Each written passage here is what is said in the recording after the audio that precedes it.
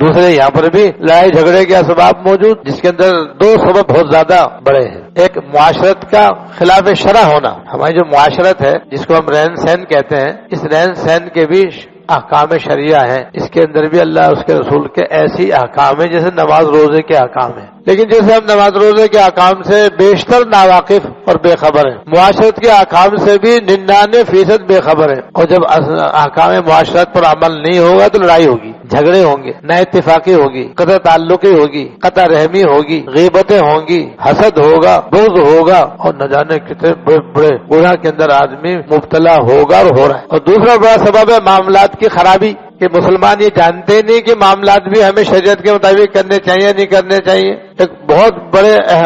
بڑا احکام کا بہت بڑا حصہ معاملات سے متعلق ہے، اور رات دن ہم معاملات کرتے ہیں، لیکن معاملات کے بارے میں بھی ہم شرعی احکام سے بالکل بے خبر اور ناواقف ہیں۔ بس اپنی من کے مطابق، اپنی عقل کے مطابق ہم اپنے معاملات کرتے رہتے ہیں، یا رواج کے مطابق جو خلاف شرع ہو اس کے مطابق ہم معاملات کرتے رہتے ہیں، جس کے نتیجے میں اکثر معاملات ناجائز و خلاف شرع ہوتے ہیں۔ اس میں بڑے بڑے تہجد گزار، اشراق چاش پڑھنے والے بھی مبتلا ہیں، اللہ ماشاءاللہ۔ بزرگوں سے تعلق رکھنے والے لوگ بھی اس میں مبتلا رہتے ہیں، کیونکہ ان کے ذہن میں بھی بس یہ ہے کہ بس کسی پیر سے مرید ہو جاؤ اور اس سے تسبیح لے لو اور پڑھتے رہو، پھر چاہے حرام کرو چاہے حلال کرو۔ آج کل یہ ذہن بنا ہوا ہے لوگوں کا، اس لیے بزرگوں سے تعلق رکھنے والے لوگ بھی 99% ناجائز معاملات کرتے رہتے ہیں، اور اس کی وجہ سے جھگڑے ہوتے ہیں، محبتیں نفرتوں میں بدل جاتی ہیں،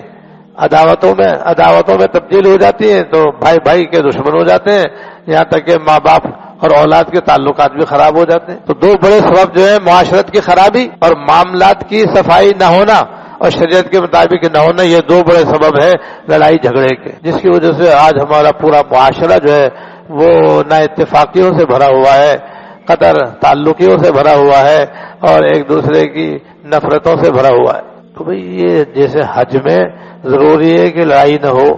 جھگڑا نہ ہو، اس کو برداشت کرو، بس وہی نسخہ یہاں پر بھی ہے کہ نمبر 1 شریعت کے احکام حاصل کرو کہ معاشرت کسے کہتے ہیں، اس کے کیا احکام ہیں، کیا جائز ہے کیا ناجائز ہے، معاملات کے اندر شریعت کے کیا احکام ہے، کیا حلال ہے کیا حرام ہے، اس کو پہلے سیکھیں۔ نمبر 2 پھر ان کے انجام دینے میں صفائی کا خیال رکھیں، اور تیسری بات یہ ہے کہ صبر و تحمل کا پہاڑ بن